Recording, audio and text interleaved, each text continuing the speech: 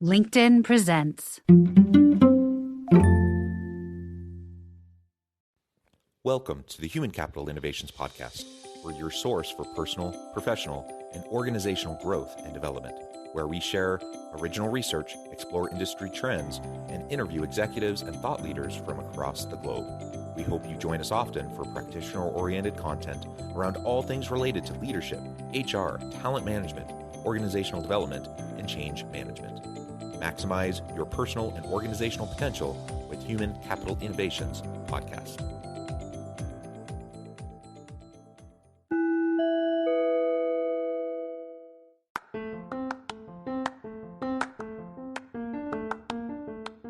Do you enjoy the Human Capital Innovations Podcast? Enjoy ad-free listening by going to the Patreon page, and please consider contributing even at the producer or sponsorship level. And please leave a review. Thank you for your support.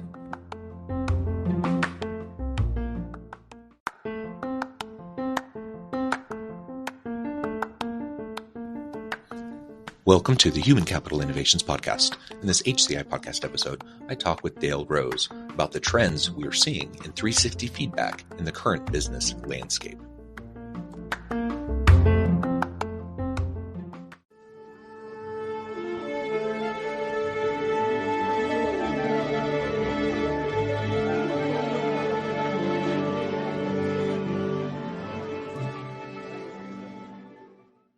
Dale Rose, welcome to the Human Capital Innovations Podcast. Thanks, John. Great to be here. It is a pleasure to be with you today. You're joining us from Berkeley. I'm south of Salt Lake City in Utah. And today we're going to be talking about 360 feedback, kind of the ins and outs of 360. I think most in the audience are familiar with and have probably participated in 360 feedback in the past. So we'll talk about how things have shifted over time and really current business trends and the current business landscape and how that's impacting 360 feedback and how 360 feedback can assist leaders as we're trying to develop the employees and the leaders of tomorrow with the skills and competencies and capabilities to be effective. So that's what we'll be discussing and unpacking together today. As we get started, I wanted to share Dale's bio with everybody. Dale Rose co-founded 3D Group in 1994 on the premise that leaders and organizations could drastically improve their effectiveness by listening and responding to honest employee feedback. After more than 20 years of this kind of work, he is an expert in leadership development, talent assessment, and organizational effectiveness. He co-edited the Handbook of a Strategic 360 Feedback with Oxford Press, where his co-editors, and 50 brilliant authors made the case that 360 feedback could be powerful beyond individual development. Anything else, Dale, that you would like to particularly highlight from your background or personal context before we dive on in? Yeah, I'm an industrial organizational psychologist, so I've got kind of pretty deep roots in both kind of the quantitative side and the social side of how you use feedback. And to me, it's the blend of those things that make it most powerful. Yeah, that's great. All right, let's dive in. Why, in your view, you've been in this space for a really long time, why is 360 feedback so important to organizations and to leaders today? And maybe walk us through a little bit of how it happens within organizations or how it can happen.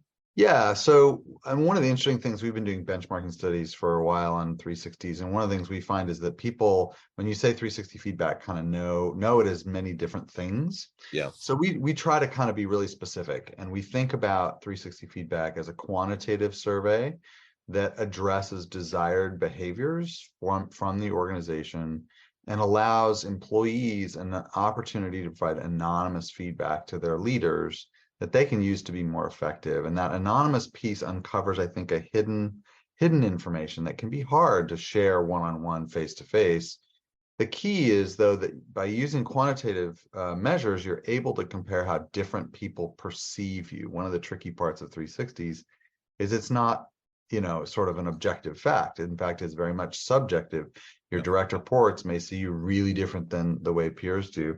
So I think the fundamental bit is at an individual level. And what we started talking about in our book and in the work we do is when you take that individual effect and you aggregate it up and do, say, 40 360s within one department, and then start looking at trends within, then you start getting great insight. So it's kind of a twofer, if you will. You get the individuals can get their own development, But then also, if you can look at the trends within the social system and what, are we seeing trends against innovation, for example, where people are, avoiding taking risks, things like that. So I think that's where we're really seeing sort of an evolution, if you will, of 360s, where at the individual level, it may not change a ton, but at the organizational level, it can make a huge difference the way you implement. Yeah, and you've described, again, mixed methods, right? It can be a combination of quantitative and qualitative. There's lots of different forms of 360s. I myself have probably taken, I don't know, at least half dozen fairly different formats and approaches to 360 feedback over my career to this point. What has been your approach and your organization's approach to structuring and administering 360 feedback in particular, and how have you shifted and seen those types of things change over the last couple of decades? Yeah, so I think there's kind of two big things I've seen have where we've really evolved in a practice and as a science. The first is there used to be a real orientation toward standardized, structured, sort of here's leadership, we've got leadership, it's core leadership. And I think now we're moving much more in the direction, it was always there a little bit, but we're moving much more in the direction of customized content that really links to strategy, right? So an organization can go in, say, well, even a department can go and say, hey, we're too stuck in the mud, we're too unwilling to take risk, and we need to innovate to be able to be on the cutting edge.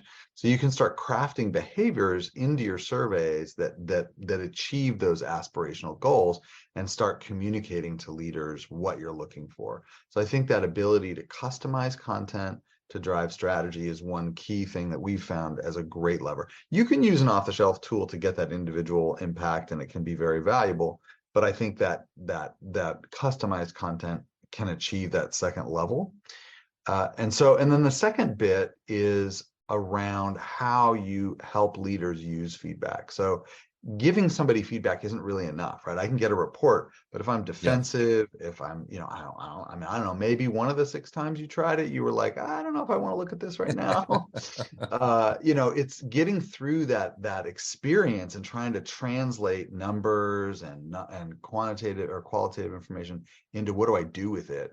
We found that in 1 hour, a feedback coach can get somebody off of that defensiveness and into the 1 to 3 feedback, actionable items that they can really work on to move the dial and prioritize. So I think that use we see in our data, we're seeing that as many as 88% of companies are using feedback coaches in that focused way. That's not like we're not talking executive coaching 6 months, that kind of. We're talking like 1 hour of here, let me help you really think about this feedback well and distill it down to 1 to 3 things. So those are the things that we're seeing. The other thing I would see from a trend standpoint, I guess, is senior leadership is really significantly behind this tool and use it effectively, I think. I mean, not every organization uses it effectively, but many organizations, they're all the way up to the very top, CEOs, CFOs. It's not just the CHRO that's trying to convince everyone. I think we're seeing that real C-suite support come through. As I reflect back on some of the different types of, the half dozen that I've done, some have been accompanied with a good quality introduction, and then you do the 360, and then you have a good debrief, and maybe not one-on-one coaching, but at least some good, unpacking of the results, so you can try to take away some good actionable steps. That coaching piece really does seem important, or at least a really good quality debrief with the individuals doing the 360, so that people do know where to go from there. And those people who are open to growth and development, they're the ones that are going to take it and they're going to run with it anyways. But there are always going to be individuals who, for whatever reason, are just going to be resistant. They're going to be skeptical, or they just don't know how. So they're going to get it, and then they're just going to look at it and feel demoralized and overwhelmed and just not know how to move forward. And those are the people that really need that coaching. And really probably anyone would benefit from having that one-on-one coaching following the usage of a tool like this.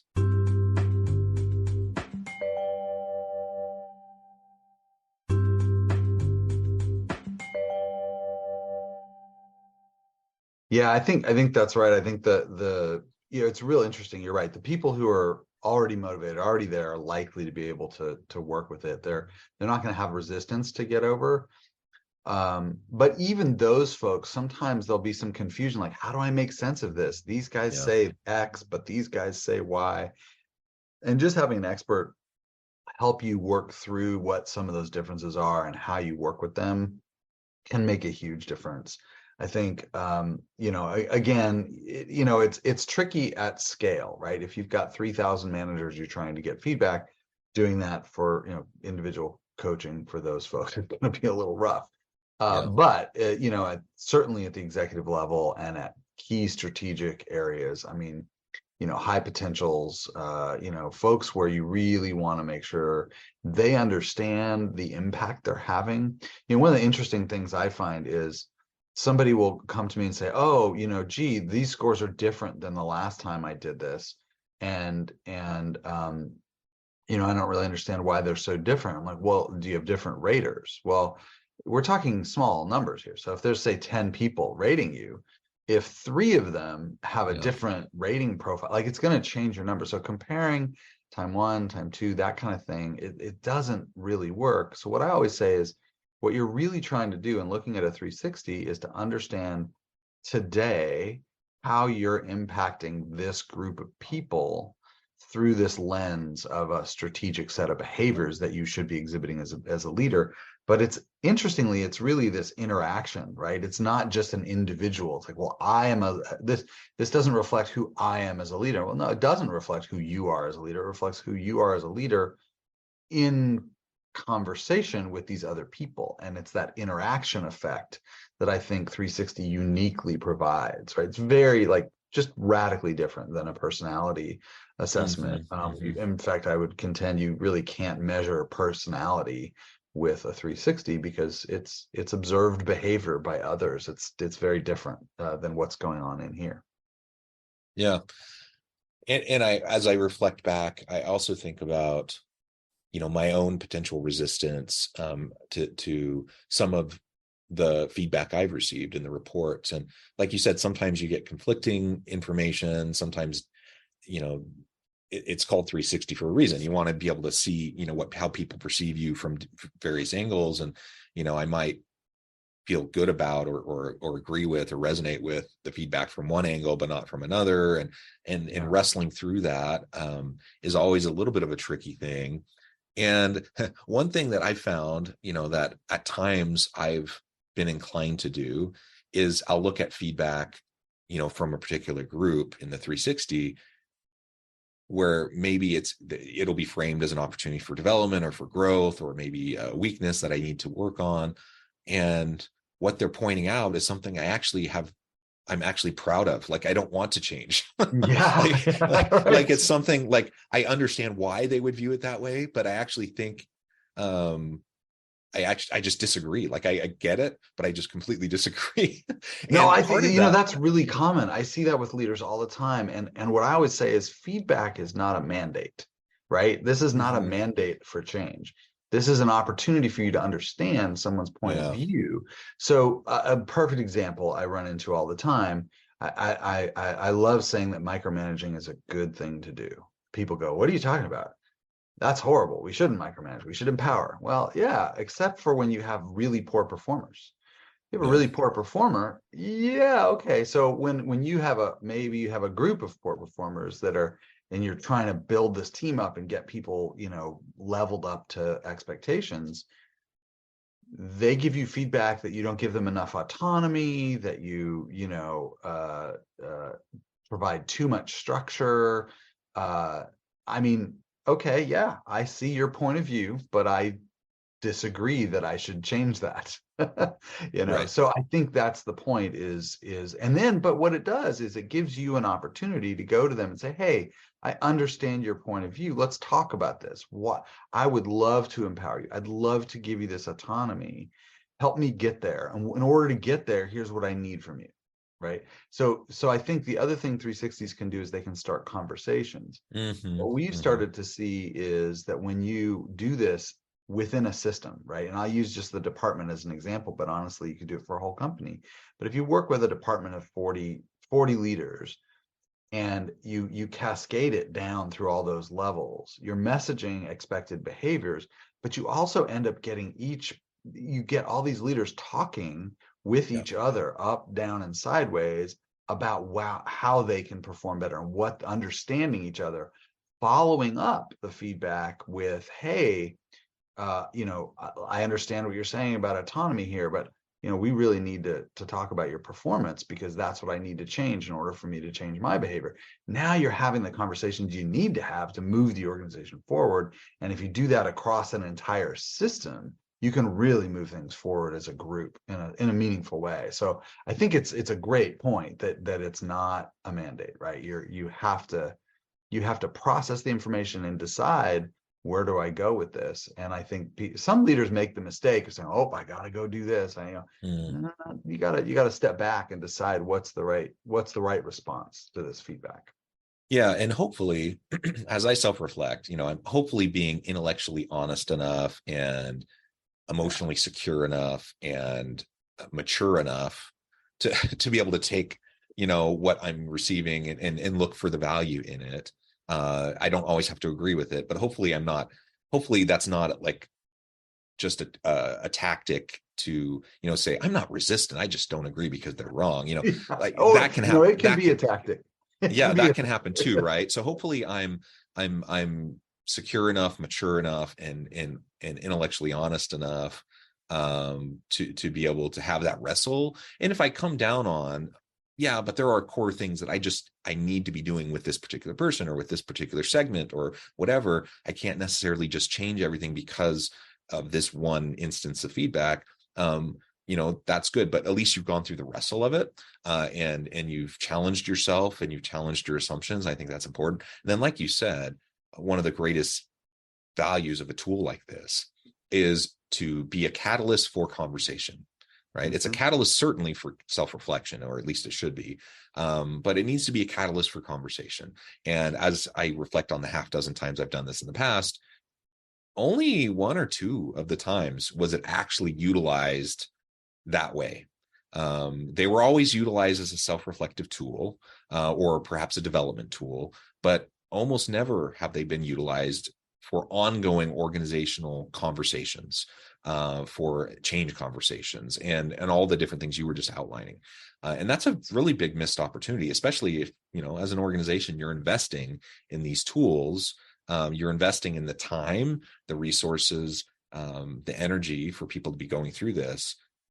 Don't fall into the trap and make the mistake that many do to just, have a session, have a debrief, and then you shelve it, you put it, away, and people don't really think about it much anymore. That's what often happens. And clearly that's not going to produce the kind of outcomes that we can have otherwise if we leverage this as an ongoing resource for those ongoing conversations.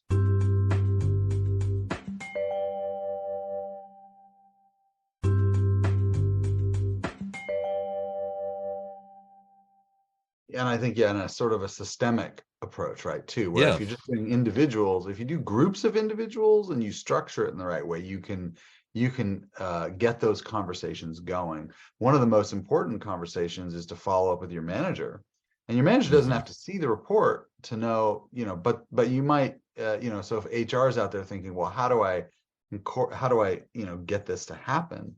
Require managers to meet with their directs around their feedback. Again, looking at the report can be sensitive. Also, you can end up with 6 or 7 reports. It's a lot of data to read through. But at minimum, you can require them to meet and say, hey, what did you learn? What are the 3 things you're going to go work on? Which puts some accountability for change into the process. You can also involve that manager by having them approve who the raters are, so they're involved up front. So I think that's a key conversation that you can encourage across the organization at the individual or at the group level, that will get things moving in the right direction. Again, you've got to be mindful of the culture you're in and the levels of trust and the experience. But the other second layer that I think is interesting, that often gets overlooked, is one of the things we see in the data all the time is that talent management is a difficult task for leaders.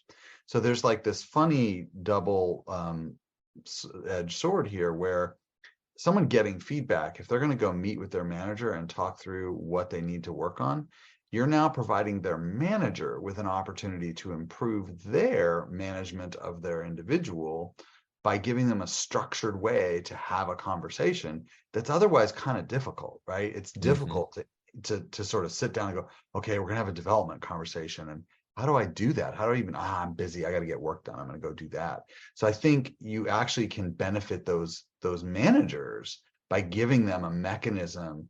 They've provided feedback, they know the items, their feedback's not anonymous, so anything where there's big deltas, the individual can say, hey, why did you rate me a 2 on this? I thought I was doing great. Oh, well, again, let's have the conversation, right? So I think it can provide an individual's manager also a development opportunity on helping their direct develop just through the process. If it's done right, I think you've teed it up very well, that you really have to introduce it well, put the structures in place, do it for the right reasons. All these things make all the difference for sure. I have another question for you. I'm thinking of one instance. It struck me as odd and even perhaps a little damaging when there was a particular team that did this. People got their individual reports, but then they put up on the screen, they put like the comparison. So you had the different competencies that were addressed in the 360, and then you had each person's name, and then you had like direct comparisons of what their aggregate scores were. And I just remember being in that meeting, and I actually had pretty high scores. So I wasn't like personally like embarrassed or anything, but I just thought, why? Like, this seems like a really individual kind of thing. And it doesn't seem like it's even appropriate from a quantitative standpoint to be making those types of comparisons, because you have totally different groups of people evaluating different people. Right. Like I said, I mean, that you could have inherited a group of, your team that is struggling, and you're trying, like, it's not a person indicator in so many ways, right? It's an indicator of how a person is working with a particular group at a particular point in time. I mean, I remember working with one manager one time, bravest manager I ever met in this regard. And she had a group of unionized employees that worked for her. There were like 25 of them. And she picked all of the people she knew disliked her the most. And she was like, I just want to look at, like, I want to see how bad it is. Like, what's the worst there is? And if I can start there and work my way forward, I can get this team where I want them to be. So if you think of somebody like that being thrown up on the board like that, it's like, whoa, I didn't realize this was like so you don't know how people have picked those raters or what a lot too much going on. I would never do that. That sounds like a really unfortunate way to use the process. I have seen it done where you can compare yourself to the group average. Sure. But that's never broadcast, right? I mean, that's a personal comparison. Wow, that's rough. Yeah. Well, and it just illustrates, I've been bringing up these examples because I think everyone who's in the audience today has probably had some experience with these in the past. And depending on how well or how poorly it was handled, you might have been a little bit jaded, and you might be like, I'm not really sure I want to do this in the future. The point is, if the tool wasn't utilized well or implemented well, it could have been a bad experience, but that doesn't mean the tool itself is a bad thing. And certainly it can be leveraged moving forward in a more positive way. So don't throw the baby out with the bathwater, I guess I'm suggesting. Like, there are bad examples, and there are times where people probably, had less than ideal experiences, but we can learn from those, and then we can do it better the next time and leverage things in a better way. Yeah, no doubt. Yeah, we run. I mean, we love it when we don't love it because it's horrible if someone went through it, but we run into people all the time that come to us and say, well, we've had this really bad experience with 360. It was misused this way, it's misused that way. And I think that's, our focus is giving guidance around how to implement well, and not just out of the book, right? It's one thing to have written the book, but you have to you have to approach it from what's the most practical way to get this done well. And I think you have to look at history in the organization. You have to look at, reputation of HR, expertise that's available. We've run this process in bakeries where they don't have emails, and you have to have paper surveys of all things. Like, back in the day, there were a lot of paper surveys, but so you have to look at the local environment, the local context, and I think put a lot of thought into it.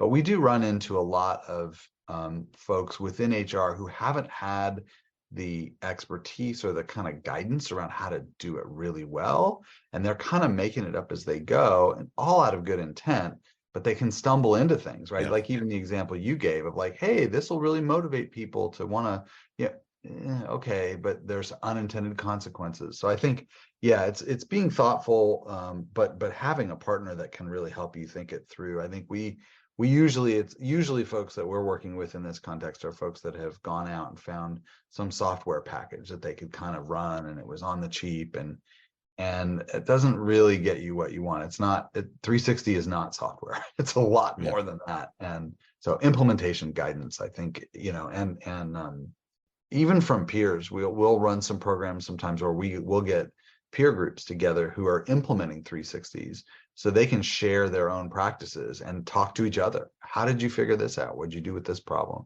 How did you scale that? And those, I think, could be powerful. Yeah, well said. Well, Dale, I know at the time I need to let you go here in just a minute, but before we wrap things up for today, I wanted to give you a chance to share with the audience how they can connect with you, find out more about your work, your team, and then give us the final word on the topic for today. Yeah, so best way is at our website, www.3dgroup.net. You can find out lots about us there. I'm also at drose@3dgroup.net, so feel free to reach out to me directly. And I think, I would just say, as we've been talking about in terms of, how you're going to implement, focus on quality, focus on context, but also get, it's really key. The success and failure has to do with working with someone who's had the experience and expertise to implement according to your environment. If you do that, you're going to be successful. Yep. Well said. Dale, thank you so much. It's been a real pleasure. I encourage the audience to reach out, get connected, find out more about what Dale and his team can do for you. And as always, I hope everyone can stay healthy and safe, that you can find meaning and purpose at work each and every day. And I hope you all have a great week.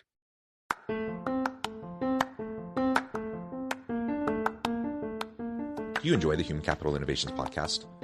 Enjoy ad-free listening by going to the Patreon page, and please consider contributing even at the producer or sponsorship level.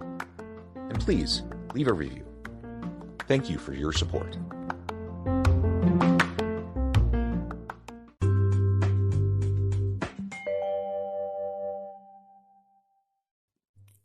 Thanks again for joining us for this episode of the Human Capital Innovations podcast.